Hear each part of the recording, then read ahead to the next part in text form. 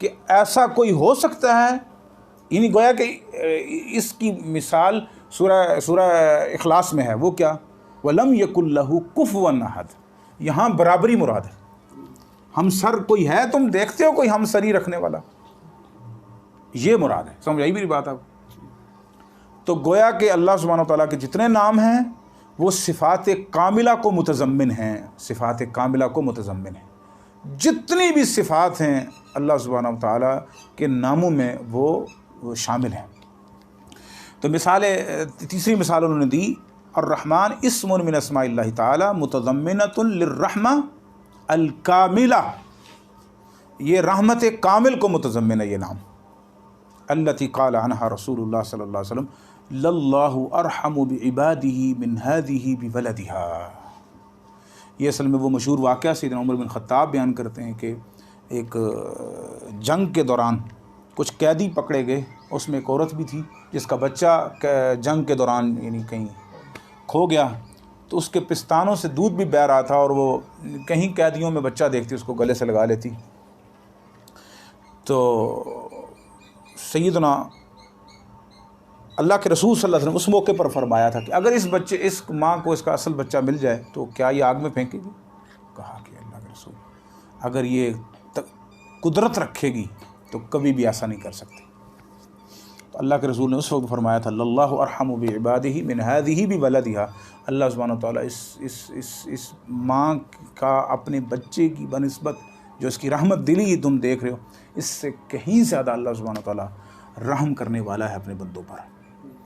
یہ صحیح بخاری اور مسلم میں ہے، یعنی ام صبی وجدتہ فی السبی فاخذتہ والصقتہ ببطنہا وارضعتہ ومتضمن ایضا للرحمت الواسعہ۔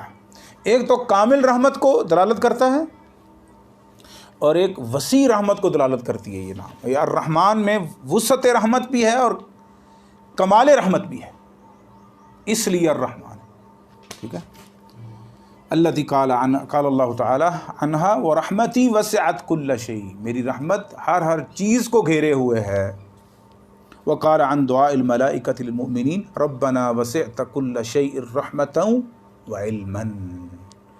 تو گویا کہ یہ اللہ سبحانہ وتعالیٰ کی الرحمن نام میں اتنی خوبی ہے کہ اس میں کمال رحمت اور وسعت رحمت دونوں چیزیں پائی جاتی ہیں، ٹھیک ہے۔ اور ادھر ایک بندے کا اگر نام رکھ بھی دیا جائے کہ یہ رحیم ہے مثال کے طور پر، بڑا مہربان آدمی ہے، تو کہیں نہ کہیں آ کر نقص ہو جائے گا اس کے اندر، اور عین ممکن ہے رحیم نام رکھ کر ہے بے رحم ہو۔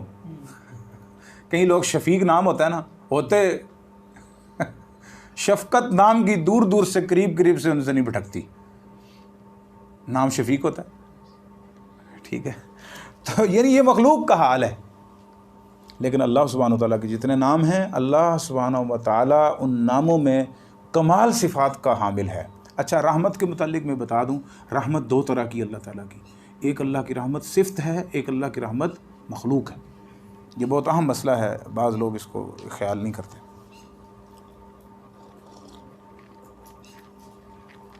جس میں یہ کہا گیا نا صحیح بخاری میں کہ لا الہ الا اللہ، کہ اللہ تعالیٰ نے اپنی رحمت کے 100 حصے کیے اور ایک حصہ زمین پر اتارا اور 99 اپنے پاس رکھے، یہ مخلوق رحمت ہے، یہ اللہ کی صفت رحمت نہیں۔ صفت کے ٹوٹے تو نہیں ہو سکتے نا، ٹکڑے نہیں ہو سکتے، اور اسی وجہ سے گھوڑا اپنا پاؤں اٹھا کر رکھتا ہے اپنے بچے سے، یا درندے بھی آپ دیکھتے ہیں، درندے جو چیر پھاڑ دیتے ہیں لیکن وہ بچے کے اوپر اپنے مہربان ہوتے ہیں۔ اللہ اکبر، اللہ اکبر، حیران کن بات ہے، چیر پھاڑ دیتے۔ شیر کو دیکھ لیں آپ، چیتے کو دیکھ لیں، مگر مچھ کو دیکھ لیں، اور بڑے بڑے یعنی ایسے جو دوسروں کو کھانے والے ہیں، چیر پھاڑ دیتے ہیں، ٹھیک ہے۔ ایک وقت میں ہم بھی شوقین ہوتے تھے کہ یہ جانوروں کی کوئی اس طرح کی چیزیں ملیں، دیکھتے رہ جائیں کہ شیر کیا کرتے ہیں، چیتے کیا کرتے ہیں۔ تو آپ وہ دیکھیں نا، وہ مطلب حیران کن ان میں بڑے بڑے درندے پائے جاتے ہیں، ان کو کچھ بھی ملتا ہے، وہ کبھی گائے کے پیچھے بھاگ رہے ہیں، کبھی بھینسوں کو پکڑتے ہیں، کبھی ہرن کو پکڑتے ہیں، کبھی کسی کو ہیں، لیکن اپنے بچے پر رحم دل ہوتے ہیں۔ یہ اللہ کی اس ایک رحمت کا اثر ہے جو ان درندوں پر بھی اللہ تعالیٰ نے رکھا ہے۔ تو یہ اللہ کی مخلوق رحمت ہے، اور ایک ہے اللہ کی صفت رحمت۔ یہ جو الرحیم اور الرحمن ہے، یہ اللہ کی صفت رحمت ہے۔ جیسے حدیث میں آتا ہے وَرَحْمَتِي غَلَبَتْ غَضَبِي، ان اللہ لما خلق اللہ الخلق کتب فی کتابہ وہو فوق العرش عندہ فوق العرش۔ اللہ تعالیٰ نے جب مخلوق پیدا کی تو اس کتاب میں جو اس کے پاس عرش پر موجود ہے، اس میں لکھا ان رحمتی سبقت غضبی، یا ان رحمتی غلبت غضبی۔ وہ صفت رحمت ہے۔ تو صفت رحمت گو کہ یہ اس کا اثر ہے جو آگے مخلوق اللہ تعالیٰ نے پیدا کی اپنے صفت مخلوق، یہ اس کا اثر ہی ہے، لیکن اصل کیا ہے؟ صفت رحمت، اصل مخلوق نہیں ہے۔ یہی وجہ حدیث قدسی میں جنت کو انا کی رحمت ہی کہا اللہ تعالیٰ نے، حدیث قدسی صحیح بخاری میں، جنت کو رحمت قرار دیا، اپنی رحمت۔ اب جنت مخلوق ہے۔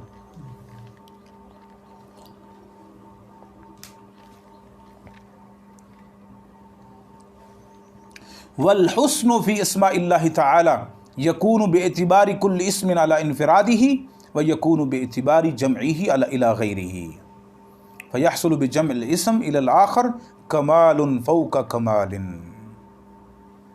کہتے ہیں بعض اوقات اللہ تعالیٰ جو حسن ہے نا اللہ سبحانہ تعالیٰ کے ناموں میں، کبھی ہر نام کا اپنا اپنا حسن ہے، اپنا اپنا حسن ہے، اور بعض اوقات اللہ سبحانہ تعالیٰ کا ایک اسم دوسرے اسم سے مل کر غایت حسن حاصل کر لیتا ہے۔ جیسا کہ ان نے مثال کیا دی، العزیز الحکیم۔ العزیز غالب ہے، لیکن اس غلبے میں بھی حکمت ہے، الحکیم، اللہ اکبر۔ تو گویا کہ اس کا حسن کیا ہے؟ دو ناموں کا آپس میں مل جانے سے، اور یہی وجہ ہے کہ قرآن مجید میں یہ اکٹھے استعمال ہوئے۔ فإن اللہ تعالی یجمع بینہما فی القرآن کثیرا، کہتے ہیں ان دونوں کو جمع کیا اللہ تعالیٰ نے قرآن مجید میں بہت سے مقامات پہ۔ فیکون کل منہما دالا علی الکمال الخاص الذی یقتضیہ، کمال خاص پر دلالت کرتے ہیں جو اس کا تقاضا، وہو العزت فی العزیز، ٹھیک ہے، عزیز میں غلبہ پایا جاتا ہے، والحکم والحکمت فی الحکیم، اور حکیم میں ایک حکمت پائی جاتی ہے۔ اللہ غالب ہے لیکن اس غلبے میں حکمت ہے۔ والجمع بینہما دال علی کمال آخر وہو ان عزتہ تعالی مقرونۃ بالحکمت، جیسے میں نے بتایا، فعزتہ لا تقتضی ظلما وجورا وسوء فعل۔ عام طور پہ دنیا میں کسی کو غلبہ مل جائے نا تو وہ ظالم ہو جاتا ہے۔ بڑے بڑے بادشاہ ظالم گزریں گے، بادشاہ گزرے ان کو، تو یہ نہ کوئی سمجھ لے کہ اللہ کا غلبہ بھی ویسے ہی ہے، نہیں نہیں، اللہ کا غلبہ حکمت بھرا ہے، جس میں ظلم نہیں ہے، جور نہیں ہے، برا فعل نہیں ہے۔ کما قد یکون من اعزاء المخلوقین، بعض اوقات مخلوق میں جو عزت پاتے ہیں وہ ظالم ہوتے ہیں۔ فإن العزیز منہم کن تأخذ العزت بالاسم، اخذت العزت بالاسم، اسم قرآن میں آتا ہے نا۔ تو بعض اوقات مخلوق میں کیا کرتے ہیں؟ اپنی غلبے کی وجہ سے گناہ کماتے ہیں، فیظلم ویجور ویسیء التصرف وکذالک حکمہ تعالی وحکمتہ مقرونان بالعز الکامل بخلاف حکم المخلوق و حکمتہ۔ اسی طرح اللہ کی حکمت مخلوق کی حکمت کی طرح نہیں ہے۔ یہاں تو نرمی کو خواہ مخواہ چیزوں کو چھپانے کو حکمت سے نام دے دیا جاتا ہے، تو اللہ سبحانہ و تعالیٰ کی حکمت مخلوق کی طرح حکمت نہیں ہے۔ فإنہما یعتریہما الذل، حالانکہ ان کی غلبے میں بھی ذلت ہے اور حکمت میں بھی ذلت ہے اور سارا کچھ ہے، لیکن اللہ سبحانہ و تعالیٰ اس سے پاک صاف ہے۔ اس میں حکمت ہے لیکن غالب ہے۔ حکمت کا مطلب بعض اوقات کیا ہے؟ دب کے رہنا بھی ہوتا ہے۔ یار حکمت یہ ہے کہ وہ کہتا ہے نا، جب مطلب ہو تو گدھے کو بھی باپ بنانا پڑتا ہے، کہہ دیتے نا لوگوں کے ہاں یہ چیزیں ہیں، لوگوں کے ہاں یہ چیزیں ہیں، ٹھیک ہے۔ لیکن اللہ سبحانہ و تعالیٰ کی حکمت وہ غلبے کو شامل ہے، اور غلبہ حکمت کو داخل ہے، حکمت کو شامل ہے۔ یعنی اس لیے انہوں نے مثال دی امام شیخ ابن عثیمین رحمہ اللہ نے کہ بعض اوقات تو اللہ سبحانہ و تعالیٰ کے ہر نام میں انفرادی طور پر حسن پایا جاتا ہے، اور بعض ناموں میں دو اسماء مل کر اس میں ایک حسن پایا جاتا ہے، جیسا کہ العزیز الحکیم، الغفور الرحیم۔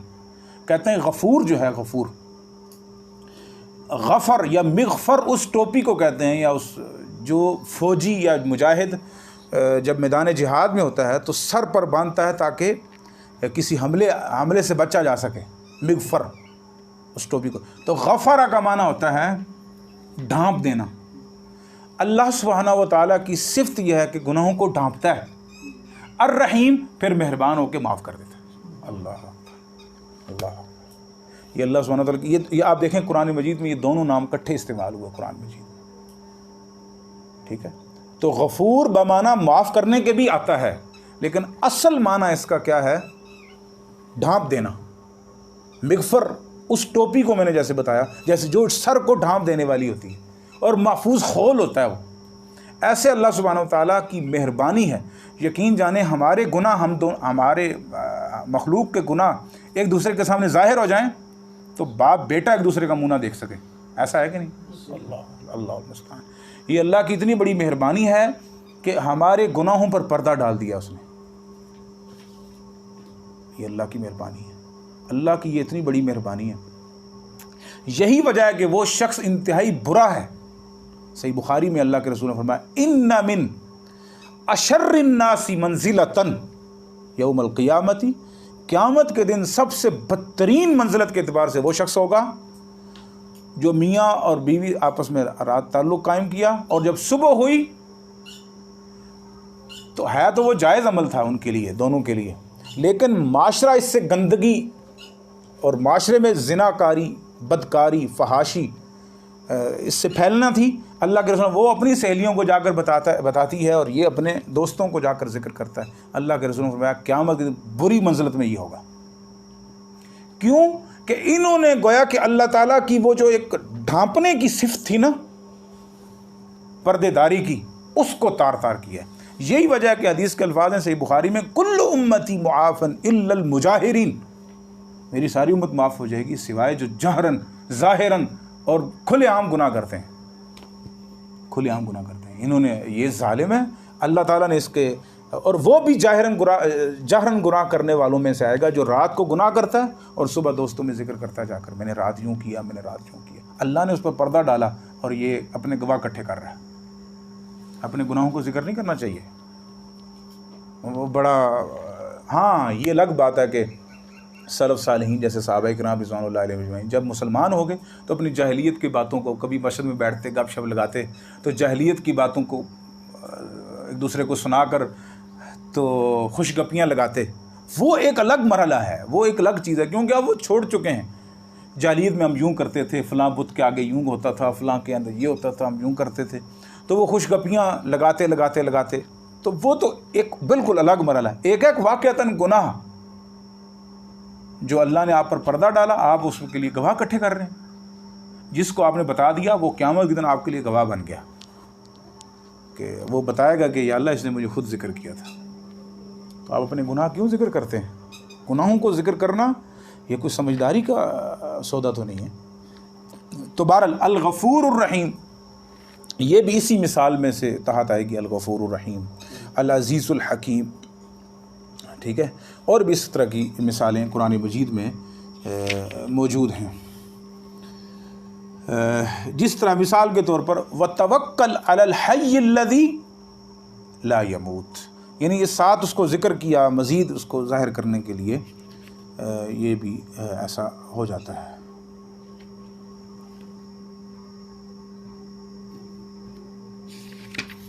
چلیے، سبحانک اللہم و بحمدک۔